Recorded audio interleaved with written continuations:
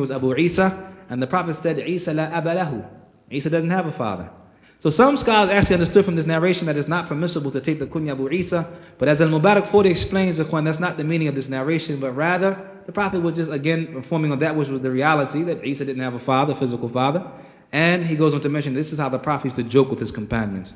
So as we see Abu Turab and these other narrations, this is proof, Ikhwan, that we should lighten up a bit. Prophet ﷺ used to joke with his companions, and to the fact where Imam al-Tirmidhi actually has an entire chapter in his Shama'il of the Mizah, the joking of the Messenger of Allah ﷺ with his companions.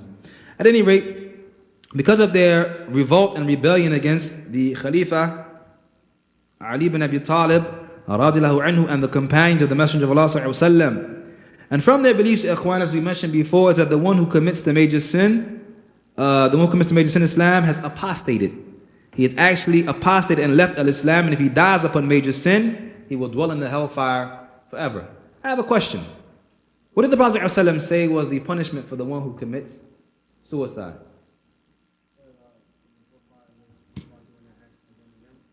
Again and again and again. If he kills himself with a piece of hadid, a piece of metal, or if he swallows some poison, or if he jumps from a high place, then he will do that thing in the hellfire forever. So the question now is the one who commits suicide a disbeliever?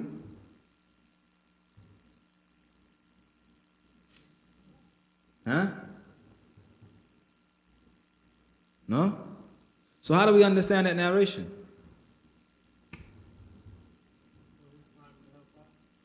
For his time in the hellfire. Nah. Whoever does that action making it permissible, actually the brother's correct also. Whoever does that action making it permissible, then he has disbelieved. He has apostated. As for any other major sin, al-Islamists will discuss inshallah ta'ala briefly in a second. As the brother mentioned, that this is the jaza. As Al-Mubarak Fori Ikhwan mentions in, and I'm mentioning this for a reason. As Al-Mubarak Fori mentions in Tuhfat al-Siniyah. What's the Qutb Sharh al-Jami' al-Tirmidhi? I just mentioned it. Tuhfat al-Ahwadhi, Ikhwan. Tuhfat al-Ahwadhi. He mentions in Tuhfat al-Ahwadhi, Ikhwan, the explanation of the Jami' of Imam al-Tirmidhi, that the one who does this particular act, Ikhwan, he is tahta mashiyatillah. He is under the decree and the decision of Allah subhanahu wa ta'ala. If Allah wills, He will punish him. And if Allah wills, He will, out of His mercy, He will forgive him for that particular sin with no punishment. That is the jaza. That is the punishment for the one who does such a thing. It does not necessitate that everyone who does so will receive that particular reward. Mubarak Fori goes on to say, Ikhwan, وَنَحْنُ لَسْنَا عَلَىٰ عَقِيدَةِ الْخَوَارِجِ. We are not upon the creed of the Khawaarij, and those who believe that the one who commits, or our Mu'tazila, he says, and the Mu'tazila, in believing that the one who commits suicide has disbelieved and left al-Islam. As the brother said, unless he makes istihlal, unless he makes that thing permissible. This is a very important point, Ikhwan, because many have misunderstood that particular narration specifically about suicide. And some have even misunderstood the fact that the Prophet ﷺ didn't pray upon the one who made or committed suicide. How do we understand that particular narration? Nah. But the Prophet still commanded that someone pray upon him. Someone still prayed upon him, but he himself did not pray upon him. And this is how we understand it, that the leaders or those who are the heads of the da'wah, whatever it may be, should refrain away from it to show the extreme censure of doing such an act. But at the same time, it's not necessitated that individual has left al-Islam. That is a very important point. And as we mentioned, as Mubarak Fori mentioned, that we're not upon the aqidah of the Khawaarij or the Mu'tazila, and those who say that the one who commits these particular acts has left al-Islam. But these Khawaarij, Ikhwan, of the past, and as we'll see in one of the narrations, that they would excommunicate someone from al-Islam for the likes of these particular matters. And that they would say this individual would dwell in the hellfire forever. And then he says, and this is in opposition to the many authentic narrations that clarify otherwise. As we'll see, there are other narrations that clarify otherwise. For example, from amongst those narrations of what has been related, Ikhwan, by Imam al-Bukhari in his Sahih, Imam al-Bukhari in his Sahih, and Imam Muslim also, fi Sahihihi, upon the authority of Abu Dhar, the noble companion Abu Dhar, the companion of the Messenger of Allah, who said that the Prophet said, whoever testifies that nothing has a right to be worshipped except for Allah subhanahu wa ta'ala, then Allah has made the hellfire haram for him. Allah has made the hellfire impermissible for him. Abu Dhar said, even if he fornicates and steals, so he was trying to say, wait a minute, what if the man is a fornicator? What if the man is a thief? Trying to deal with this particular issue. And the Messenger of Allah said, Ikhwan, even if he steals and even if he fornicates.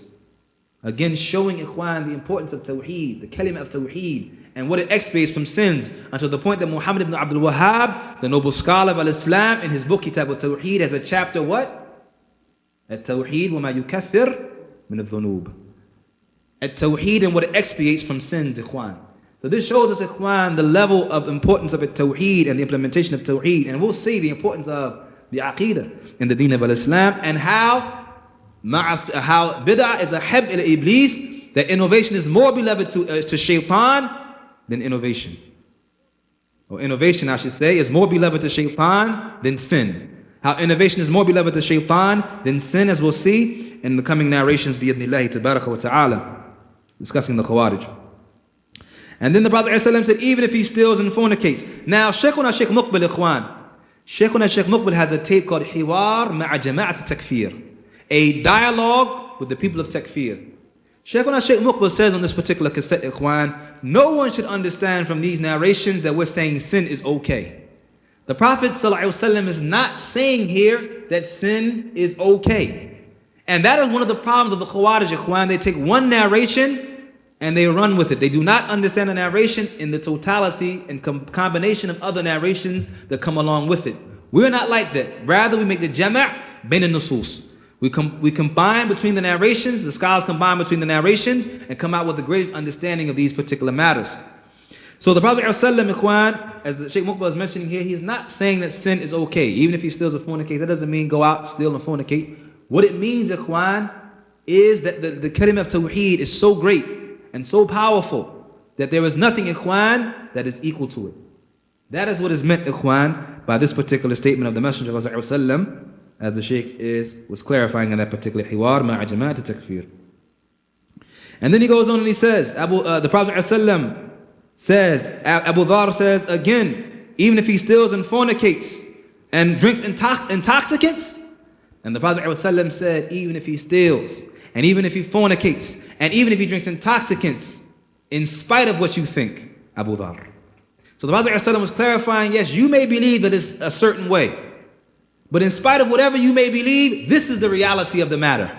The reality of the matter is that the one who dies upon a tawheed, believing in Allah subhanahu wa ta'ala, that Allah subhanahu wa ta'ala has made the hellfire haram for him, as we said, unless Allah punishes him briefly from amongst those people who will be punished in the hellfire and then taken out eventually, as we had mentioned, and will be purified in that pond.